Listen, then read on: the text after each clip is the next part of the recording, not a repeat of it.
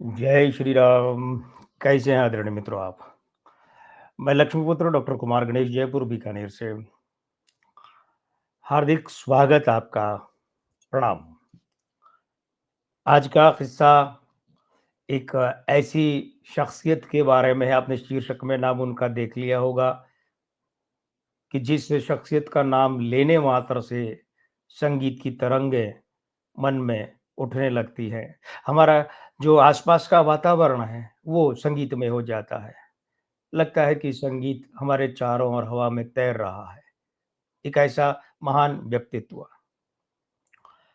आगे बढ़ने से पहले निवेदन कर दूं कि अगर अभी भी आपने ये चैनल सब्सक्राइब नहीं किया है तो कर लीजिए और साथ ही साथ में इसका बेल आइकन भी दबा दीजिए, जिससे कि आपको मेरे ऐसे किस्सों के वीडियो के नोटिफिकेशन जल्दी से जल्दी तुरंत मिल सके और आप जुड़ सके। वीडियो पसंद कीजिए, आगे करवाइए, आशीर्वाद दीजिए अपना।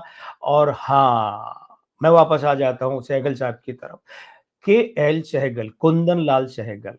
के.एल. सहगल नाम इनका ज़्यादा चलता था, कुंदन लाल सहगल नाम कम लिया जाता था काम में, लेकिन इनका पूरा नाम कुंदन लाल सहगल था। कुंदन लाल सहगल यानी के.एल. सहगल उस व्यक्ति का नाम है कि जिस व्यक्ति के नाम पर ये रिकॉर्ड है कि उन्होंने हिंदी सिनेमा के पार्श्व गायन को, गानों को एक ऐसी ऊँचाई पर लाकर बिठा दिया था कि जहाँ से उनके मुकाबिला पाना बहुत मुश्किल काम था और कोई आ भी नहीं पाया कभी। बरसों तक ऐसा होता रहा कि एसएलबीसी यानी श्रीलंकन ब्रॉडकास्टिंग कॉर्पोरेशन का जो सुबह 7:30 से 8 बजे का कार्यक्रम हुआ करता था, फ़िल्म संगीत का, अभी तो कुछ वर्षों से मैंने सुना नहीं, मुझे नहीं पता, लेकिन कुछ वर्षों तक तो सुना, तब तक ये था कि उस 7:30 से 8 बजे का जो गानों का कार्यक्रम, उसका आखिरी गाना रोज़ाना केएल सहगल साहब का ही होता था। इससे बड़ी बात और क्या हो सकती है? केएल सहगल साहब जो हैं, वे 11 अप्रैल 1904 को जन्मे और 18 जनवरी 1947 को उनका देहांत हुआ। कहते हैं कि जब उनके देहांत की खबर फैली देश भर में, तो सड़कें सूनी हो गई थीं, गलियां सूनी हो गई थीं सहगल साहब के जाने से। वो बात हो गई कि ये कौन उठ गया कि आज अंजुमन उदास क्यों है? अंजुमन उदास हो गई थी साहब। सहगल साहब जो है वो कम उम्र में चले गए। अब आप देखिए ना, क्या कहें, 43वां साल तो चल रहा था, 42 साल की उम्र थी। ये उम्र कोई जाने की थोड़ी थी, लेकिन चले गए। मोतीलाल जी वाले किस्से में चंद्रमोहन वाले किस्से में मैंने जब वो जो था ना कि जुए में 15,000 रुपए हारने में 10 मिनट का समय तो लगता है भाई, उसमें बताया था कि शराब कईयों को लील गई। ये जो शराब नोशी है ना, मई नोशी, शराबखोरी, ये कई अच्छे-अच्छे लोगों को लील गई, असमय वे मृत्यु को प्राप्त हो गए और उनमें से एक बहुत बड़ा नाम हिंदी सिनेमा का वो सहगल साहब। पीने-पिलाने के बहुत शौकीन थे, बहुत पीते थे। ऐसे ही एक और पीने वाले थे रहमान साहब, याद है आपको? जिन्होंने कई चरित्र अभिनेता के रूप में रोल किए और दिल ने फिर याद किया फ़िल्म में उन्होंने खलनायक की भूमिका की थी। तो वो तो इतने पीने-पिलाने के शौकीन थे कि उन्हें गले का कैंसर हो गया, तो वो पेट में नली लगाकर भोजन वगैरह दिया जाता था, वहीं से पी लेते थे और मुस्कुरा कर कहते, "यार, जब पीने में ज़िंदगी निकाल दी है, मरने में क्या छोड़ना?" नहीं छोड़ी। तो सहगल साहब जो है वो पार्टियों में भी जाया करते थे। एक बार क्या हुआ कि उनके एक मित्र ने पार्टी रखी और सहगल साहब को भी बुलाया। पार्टी धीमे-धीमे परवान पर चढ़ी, खाना-पीना चल रहा था। पीना मतलब दारू पीना चल रहा था, खाना चल रहा था, पार्टी बिल्कुल अपने चरम की ओर पहुँची और वो क्या हुआ कि जो वहाँ कुछ लोग थे उनके दोस्त के, वो दोस्त के साथ खुसर-फुसर करने लगे। मतलब ऐसे लगा जैसे कोई ख़ास बात कर रहे हैं। तो करने लगे और एकाएक क्या हुआ कि सहगल के दोस्त ने हारमोनियम यानी पेटी उनके आगे खिसका दी। बोलचाल में पेटी बजाए पेटी, लेकिन हारमोनियम उनके आगे खिसका दिया, सहगल के आगे। सहगल समझ गए कि ये किस लिए खिसकाया है। अब वो जो है ना, पेटी आगे खिसकाई, इसका मतलब क्या, सहगल गायक थे तो इसका मतलब होता है, हाँ भाई अब हमें गाना सुनाओ, सुनाओ। पेटी आगे हारमोनियम आगे कर दिया, हारमोनियम बजाओ, गाना सुनाओ, तात्पर्य ये था। सहगल को ये बुरा लगा, नागवार गुजरा। बुरा क्यों लगा कि ये तो वही बात है कि राजा बैठ गया अपने सिंहासन पर, दरबारी बैठ गए और मुजरे वाली से कह रहे, हाँ मुजरा शुरू करो। ये कौन सा तरीका होता है? सहगल नाराज हो गए, बोले अच्छा। 2 पैग पिलाने और खाना खिलाने के बदले तुम लोग अब मुझसे गाना सुनने की उम्मीद कर रहे हो? सहगल ने बुरी तरह डाँट दिया। क्या कहा? 2 पैग पिलाने और खाना खिलाने के बदले में तुम लोग अब मुझसे गाना सुनने की उम्मीद कर रहे हो? शायद तुम लोगों को मालूम नहीं कि मैं एक गीत की कितनी कीमत लेता हूँ। हटाओ, अभी हटाओ मेरे सामने से ये हारमोनियम, हटाओ इसे तुरंत। बुरी तरह नाराज़ हुए सहगल। भाई बात भी सही है। तुमने पार्टी में बुलाए तो पहले कहा था कि आओगे तो हमारे लिए गाना गाना पड़ेगा, सहगल आते ही नहीं। ये कौन-सा तरीका है? ये वही बात हुई ना कि 2 पैग पिलाए और खाने के बदले में मज़दूरी करवा रहे हो। इसको तुम शोषण कहते हैं।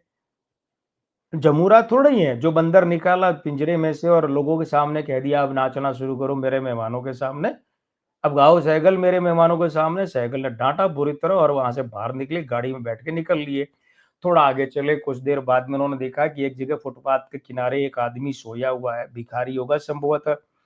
उन्हें लगा भिखारी है, सोया हुआ है, ठंड में बुरी तरह किड़किड़ा रहा है, काँप रहा है। ठंड ज़्यादा थी भई। और उस भिखारी का कुछ ओढ़ा हुआ ही नहीं था। फुटपाथ पे सो रहा है, भिखारी होगा। वो पास में गए, हाँ भिखारी था।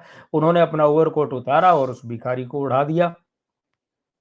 भिखारी भाई वो तो धन्य हो गया कि भयंकर बुरी तरह वो कब कभी छूट रही थी उसे तो किड़किड़ा रहा था। उसने ओवरकोट ओढ़ा, उसको गर्मी मिली तो उसने कहा साहब इतने बड़े दयालु धर्मात्मा आप हैं कौन जिन्होंने इस ठंडी में अपना कोट उतार कर मुझे पहना दिया? कौन है भई आप?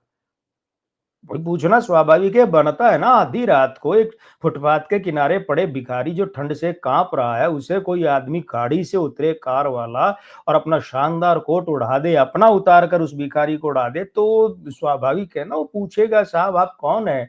तो सहगल बोले कि मुझे कुंदन लाल सहगल कहते हैं। अब वो भिखारी चौंका, वो भिखारी गदगद हो गया, उसने सहगल के पाँव पकड़ लिए, पाँव छूकर बोला आज तो मैं धन्य हो गया, कितना भाग्यशाली हूँ मैं कि जिस महान कलाकार के गानों का मैं प्रशंसक रहा हूँ, आज उसे इतने करीब से देख रहा हूँ।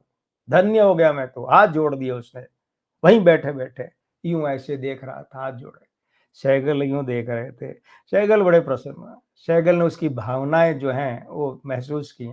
उसकी भावनाएँ सहगल को गहरे तक अंदर तक छू गई थीं। सहगल वहीं बैठ गए उसके पास, पालथी मार के बैठ गए और बोले, "कौन-सा गाना सुनोगे?"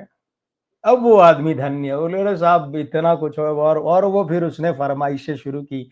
एक के बाद एक वो कहता गया, सहगल सुनाते गए, गाने सुनते रहे, सर्दी का मौसम, रात का समय, आधी रात के बाद का समय, फुटपाथ पर सहगल बैठे हैं, बिना कुछ बिछाए हुए, वो भिखारी पास में बैठा है, सहगल का कोट ओढ़े हुए, सहगल गा रहे हैं, भिखारी पूछता जा रहा है, अब ये गाना, है ना? कहता जा रहा है और सहगल सुनाते जा रहा है। पूरी रात बिता दी साहब सहगल ने। पूरी रात बिता दी फुटपाथ पर उस भिखारी को अपने गाने सुनाते हुए। ये थे सहगल। जहाँ खाने और दारू पिलाने के बदले भावनात्मक शोषण की बात आई कि मेहमान नवाजी के बहाने मेहमान बनाकर बुलाया और वहाँ लोगों के सामने मुजरा करवाने की मुद्रा में गाना गवाने की बात आई, इस वो सहगल को नागवार गुजरी। बोली ये गलत बात है। पहले कह देते ही सहगल तुम आओगे यार गाना गाना होगा, लेकिन ये तो गलत बात है। अब खाना खिलाया पिलाया और अब ये कह रहे हो गाओ। बुरा लगा, आ गए वहाँ से निकल के, लेकिन उस भिखारी के कहने में एक आत्मीयता थी, एक अपनापन था, एक खास तरह की मोहब्बत थी, प्यार था। तो सहगल ने क्या उन्हें क्या कहा था, तुम जानते हो मैं एक गाने का कितना रुपया लेता हूँ, कितनी कीमत लेता हूँ? लेकिन भिखारी को नहीं कहा, क्योंकि वहाँ भावनाएँ नहीं थी, शोषण था। वहाँ अपनत्व, प्रेम, सम्मान, अपनापन नहीं था, शोषण था। और यहाँ वो सारी बातें। तो रात भर बैठे और उस भिखारी की फरमाइशें पूरी करते रहे सहगल। क्या बड़े लोग थे साहब! बड़े लोगों का यही तो बड़प्पन है। ये वो मिर्ज़ा गालिब साहब का एक शेर है, उसका एक मिसरा है ना, रोएँगे हम हज़ार बार कोई हमें रुलाए क्यों? अरे हम सुनाएँगे भाई, एक नहीं पूरा गाना, पूरे गाने सुनाएँगे लेकिन अपनी इच्छा से। हमें कोई इमोशनल ब्लैकमेल क्यों करे खाना खिलाने और पिलाने के नाम पर भाई।